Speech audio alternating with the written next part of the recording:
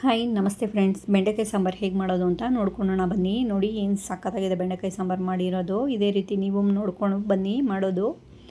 ಮೊದಲಿಗೆ ನಾನು ಒಂದು ಅರ್ಧ ಕೆ ಜಿಯಷ್ಟು ಬೆಂಡೆಕಾಯಿ ತೊಗೊಂಡು ನೋಡಿ ಈ ರೀತಿ ಉದ್ದುದ್ದಕ್ಕೆ ಕಟ್ ಮಾಡ್ಕೊಂಡಿದ್ದೀನಿ. ವಾಶ್ ಮಾಡಿಕೊಂಡು ಕಟ್ ಮಾಡ್ಕೊಂಡಿದ್ದೀನಿ. ಮಸಾಲೆಗೆ ಏನೇನು ಬೇಕೋ ನೋಡ್ಕೊಳ್ಳಿ. ಇದನ್ನೆಲ್ಲ ಸಹ ನಾವು ಹಾಕ್ಕೊಂಡು ರುಬ್ಕೊಳ್ಳೋಣ. ಸ್ವಲ್ಪ ಕಾಯಿ ತೊಗೊಂಡಿದ್ದೀನಿ. ಕಾಯಿನ ಉದ್ದದಕ್ಕೆ ಸಣ್ಣ ಕಟ್ ಮಾಡ್ಕೊಂಡಿದ್ದೀನಿ. 1.5 ಟೊಮೊಟೊ ತೊಗೊಂಡಿದ್ದೀನಿ ಮೀಡಿಯಮ್ ಸೈಜ್ದು. ಒಂದು ದಪ್ಪ ಈರುಳ್ಳಿ ಅರ್ಧ ಮತ್ತು ನಾಟಿ ಈರುಳ್ಳಿ ಎರಡೂ ಸೇರಿಸಿ ನಾನು ಒಂದು ಮುಷ್ಟಿಯಷ್ಟು ತೊಗೊಂಡಿದ್ದೀನಿ ಈರುಳ್ಳಿನ. ಒಂದು 15 ಬೆಳ್ಳುಳ್ಳಿ ಹಾಕ್ಕೋತಾ ಇದ್ದೀನಿ.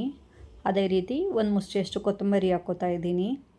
ಇದಕ್ಕೆ ನಾವು ಹುರ್ಗಡ್ಲೆ ಸೇರಿಸ್ಕೋತಾ ಇದ್ದೀನಿ ನಾನು 1.5 ಸ್ಪೂನಷ್ಟು. ಇದಕ್ಕೆ ಸಾಂಬಾರು ಪುಡಿ ಹಾಕ್ಕೊಳ್ಳೋಣ 1 ಸ್ಪೂನಷ್ಟು. ಸಾಂಬಾರು ಪುಡಿಯಲ್ಲಿ ಖಾರ ಇದೆ, ಅದಕ್ಕೋಸ್ಕರ ನಾನು ಖಾರದ ಪುಡಿ ಅರ್ಧ ಸ್ಪೂನಷ್ಟು ಮಾತ್ರ ಬಳಸ್ತಾ ಇದ್ದೀನಿ. ಇದೆಲ್ಲ ಹಾಕ್ಕೊಂಡು ಸ್ವಲ್ಪ ನೀರು ಹಾಕ್ಕೊಂಡು ಫೈನ್ ಪೇಸ್ಟ್ ಮಾಡ್ಕೊಳ್ಳೋಣ. ನೋಡಿ ಈ ರೀತಿ ಪೇಸ್ಟ್ ಮಾಡಿ ಸೈಡ್ಗೆ ಇಟ್ಕೊಳ್ಳೋಣ. ಮತ್ತು ಮೊದಲಿಗೆ ಬಾಣಲೆ ಇಟ್ಕೊಂಡು ಬೆಂಡೆಕಾಯಿ ಹುರ್ಕೊಳ್ಳೋಣ.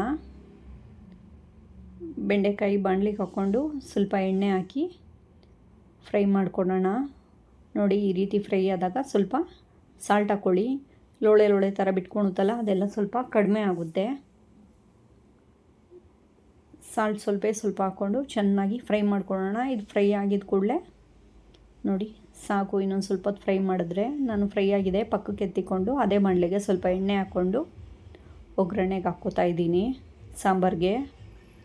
ನೋಡಿ ಸ್ವಲ್ಪ ಎಣ್ಣೆ ಹಾಕ್ಕೊಂಡಿದ್ದೀನಿ. ಸಾಸಿವೆ ಹಾಕ್ಕೊಳ್ಳೋಣ. ಸಾಸಿವೆ ಚಟ್ಪಟ ಅಂದ ಕೂಡಲೇ ಈರುಳ್ಳಿ ಹಾಕ್ಕೊಳ್ಳೋಣ. ನಾನು ನಾಟಿ ಈರುಳ್ಳಿನೇ ಒಗ್ಗರಣೆಗೆ ಬಳಸ್ತಾ ಇದ್ದೀನಿ. ಸ್ವಲ್ಪ ಈರುಳ್ಳಿ ಹಾಕ್ಕೊಳ್ಳೋಣ. ಈರುಳ್ಳಿ ಸ್ವಲ್ಪ ಫ್ರೈ ಆಗಿದ ಕೂಡಲೇ ಕರಿಬೇವು ಹಾಕ್ಕೊಳ್ಳೋಣ. ಕರಿಬೇವು ಸಹ ಫ್ರೈ ಆಗಲಿ ಸ್ವಲ್ಪ ಚೆನ್ನಾಗಿ.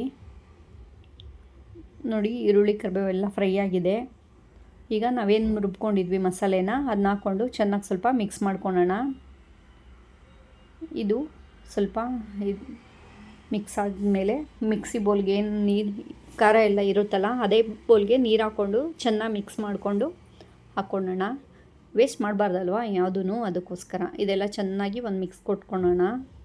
ತಿಕ್ನೆಸ್ ನೋಡ್ಕೊಳ್ಳಿ. ಬೇಕಾದರೆ ನಿಮಗೆ ನೀರು ಬೇಕು ಅನಿಸಿದ್ರೆ ನೀರು ಹಾಕ್ಕೊಳ್ಳಿ. ನನಗೆ ನೋಡಿ ಇನ್ನೊಂದು ಸ್ವಲ್ಪ ನೀರು ಹಾಕ್ಕೊಂಡಿದ್ದೀನಿ. ನನಗೆ ಅದಕ್ಕೆ ಮಸಾಲೆನ ರೆಡಿ ಮಾಡ್ಕೊಂಡಿದ್ದೀನಿ. ಇದೆಲ್ಲ ಮಿಕ್ಸ್ ಮಾಡಿಕೊಂಡು ನಾವೇನು ಬೆಂಡೆಕಾಯಿನ ಫ್ರೈ ಮಾಡ್ಕೊಂಡಿದ್ವಿ ಆ ಬೆಂಡೆಕಾಯಿನ ಸೇರಿಸ್ಕೊಳ್ಳೋಣ. ಇದೆಲ್ಲ ಸೇರಿಸ್ಕೊಂಡು ಚೆನ್ನಾಗಿ ಮಿಕ್ಸ್ ಮಾಡ್ಕೊಳ್ಳೋಣ.